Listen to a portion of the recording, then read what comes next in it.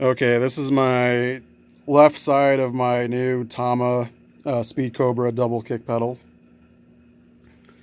I have it disconnected because I've got the drum set apart because I'm going to be putting new heads on it tomorrow. Or soon, if I have time tomorrow.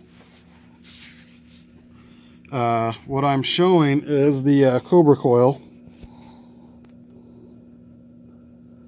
I don't know if it's actually necessary or not. And I'll show why real quick. Push it down.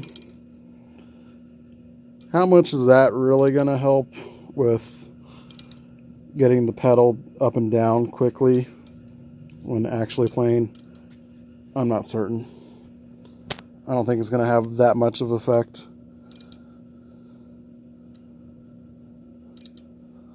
One good thing about this Cobra coil spring is it's very quiet. It's got that felt in there. That was a good idea with the felt, but also it's probably to keep it straight up and down, not just for keeping it quiet. If that felt weren't in there, it'd probably compress like that. Awkward angle.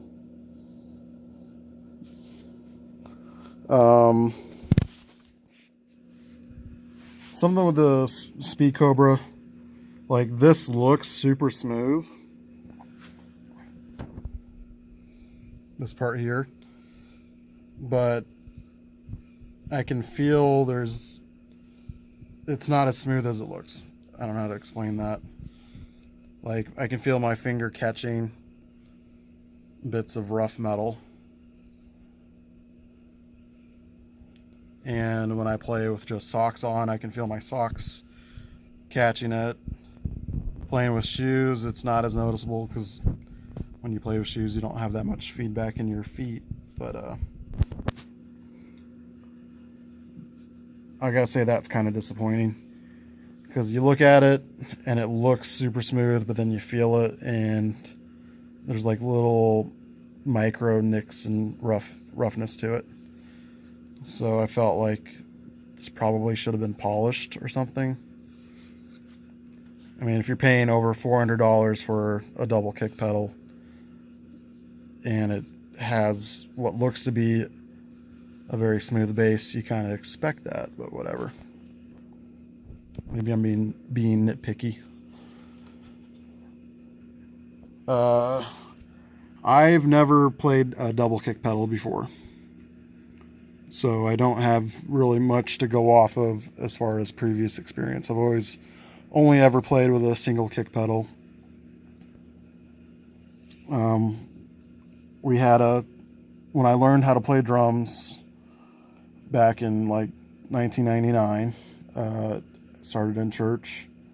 We had a really old, cheap Tama kick pedal. It wasn't an iron Cobra, I know that. But the thing was solid, it never broke. And then I got my own drum set. It was a cheap CB drum set. That CB drum kick pedal never broke. I still have it, actually. I still have the kit too, but it's not a responsive kick pedal in the least. Then when I got my next kick pedal, I was in Japan, and I got a Pearl shift eliminator. I had to get that because my cheap electronic kit, the pedal that came with that, did break. It broke within 2 months, actually. So disappointing. But then I got the Pearl shift eliminator, and I've had that ever since. It's a solid kick pedal. But I've read some issues with it, like down here on the Pearl shift eliminator, there's a part that you can adjust to make the pedal go back further, recess. But then that part that you adjust, it doesn't stay tight ever again. That's like a common complaint.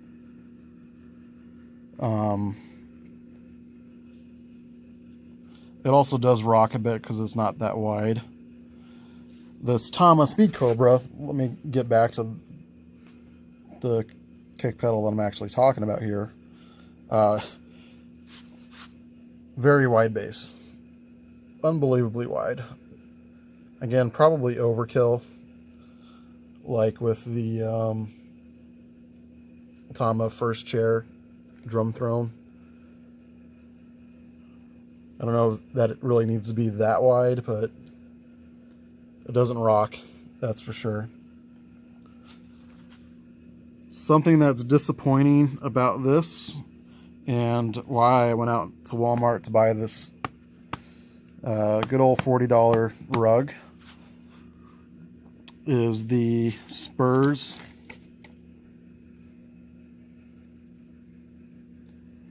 When they were digging into this, I don't know what kind of mat material you'd call this, it didn't stop the pedal from moving. And then the drive shaft was starting to hit my bass kick drum hoop, excuse me. So that was disappointing. I think what Tama could have done, and I know other kick pedal manufacturers do this, is have this rubber piece that's only here on the front and the back. If they made other parts of rubber pieces that would run the length of the actual footboard. I mean, I could probably add my own rubber grips to it.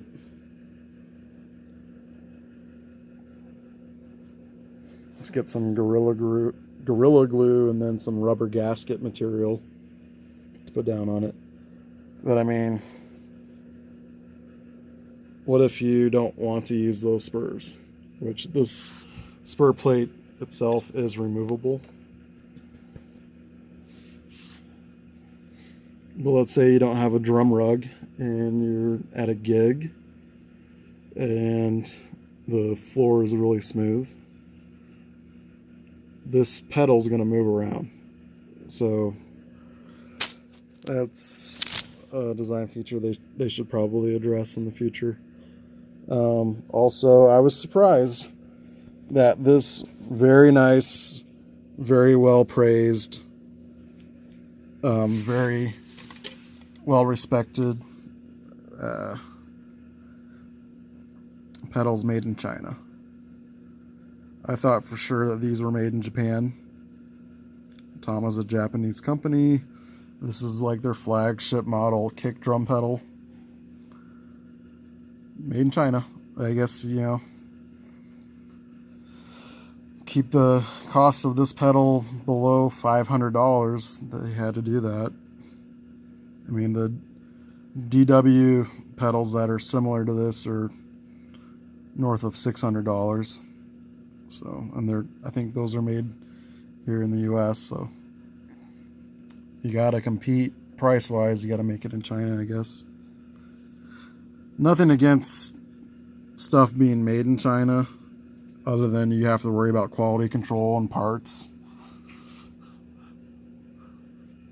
But everybody that has ever played an Iron Cobra pedal or a Speed Cobra pedal, they know that these things last. These are probably the most durable pedals out there. Any reviewer or anyone that's played for a while says that about these. That's part of why I went with this double kick pedal, was the claims of durability. And you can tell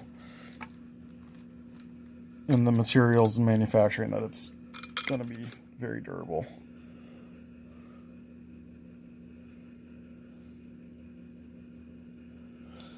Something I'm not used to is this rolling glide on my Pearl Shift Eliminator. It's got a more angled cam,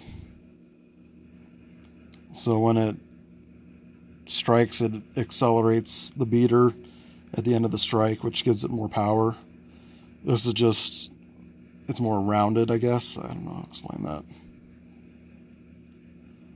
So it doesn't speed up right at the end, which is kind of funny considering this is called a Speed Cobra. But I guess Tama has a cam called a Power Glide, and it's more the angled kind. Maybe I could change that out for the Power Glide if I wanted to. I don't know if I could do that or not. The lawn board I'm not used to either. I've never played a lawn board, so getting used to that. Getting used to the double kick itself. It's just a skill I've never acquired. Here's the actual main pedal. I don't know if I like these beaters or not. I've never had this style of beater. I've always had felt beaters. And these got they got a bit of weight to them. It's kind of weird playing them. And I don't know if I like the more attack sound that they provide. I prefer a warmer sound on the kick drum.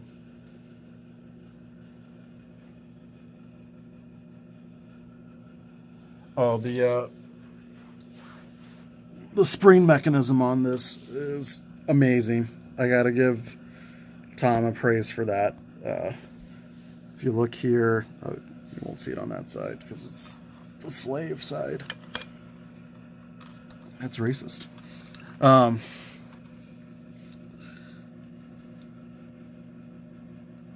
don't know if you're seeing that, but the spring itself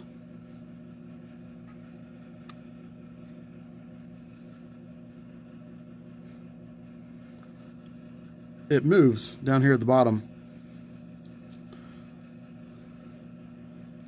I guess that would be the spring attachment point.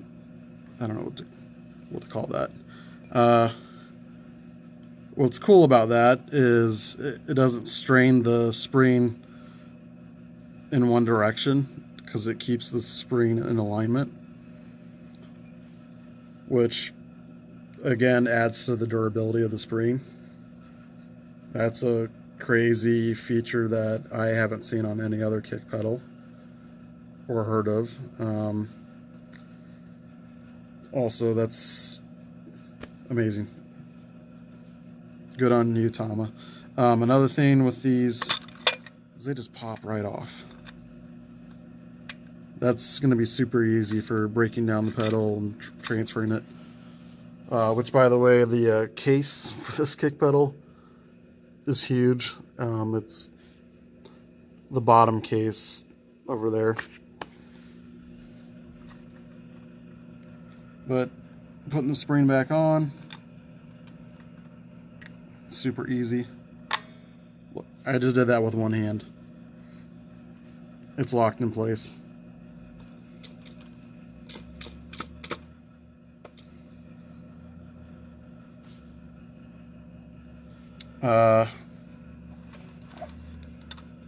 Again, this has got the Cobra coil thing here. Again, I don't know how much that really helps. I mean, it obviously helps a little bit, but I don't think that's the truly innovative part of this kick pedal at all.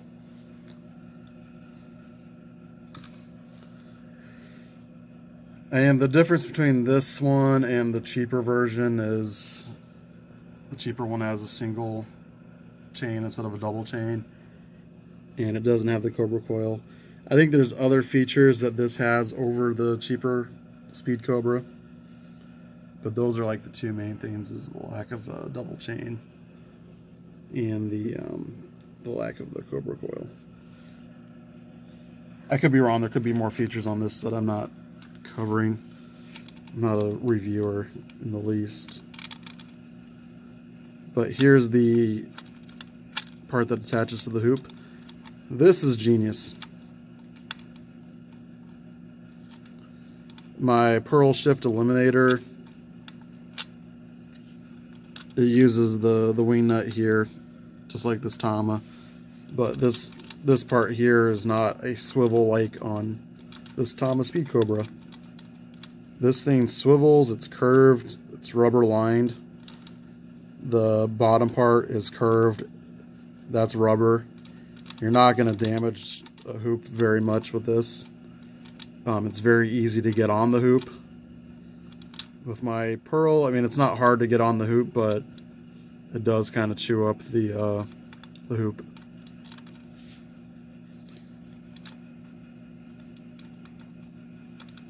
This is just a really well thought out design.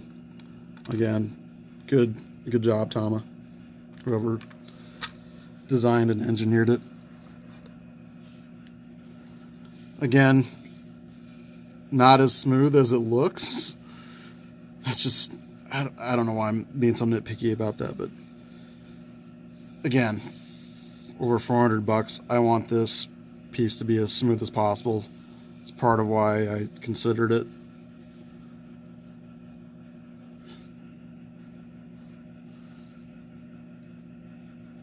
Maybe it's because it was made in China, I don't know.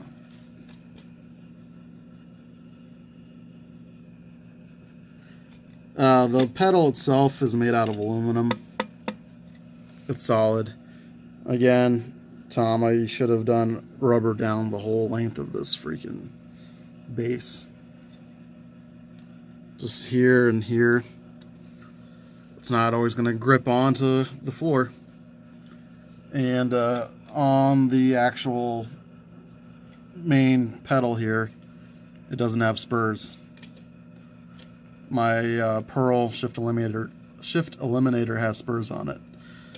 Not really necessary on the part that attaches to the drum itself, but I mean, that could have been a nice feature.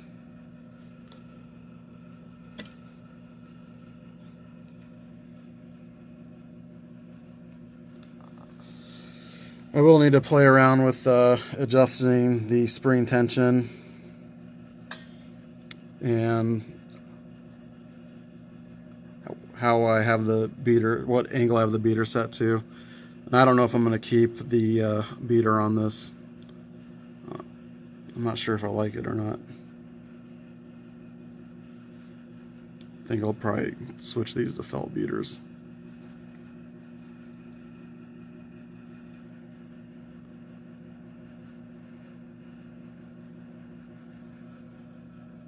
Oh, another thing. Maybe this is so you can attach a toe stop. Is that threaded?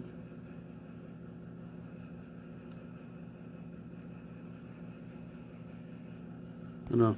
That may be an attachment part for, or this may be a threaded part for attaching a toe stop, but these don't have toe stops. Probably because most drummers who will play this kind of kick pedal probably will play metal. I'm not really a metal drummer, obviously. I've never played double kick pedal before.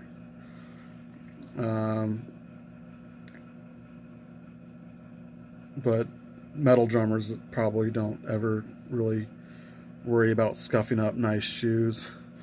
I mean, that's really the main reason I have a toe stop, is to prevent the shoe from sliding up and hitting the chain and scuffing up a nice leather shoe. Not that I ever intend on playing these in nice dress shoes, but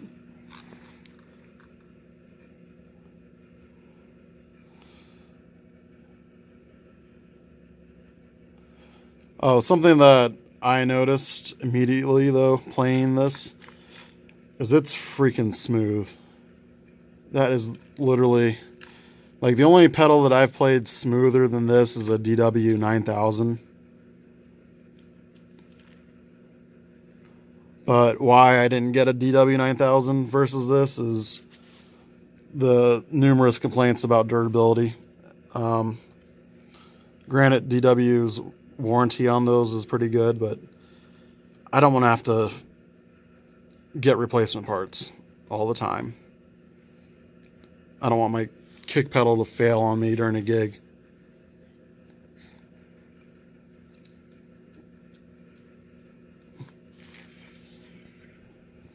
Alright, enough of me ranting on about this pedal. I like it, but I think there's some things that could have done better.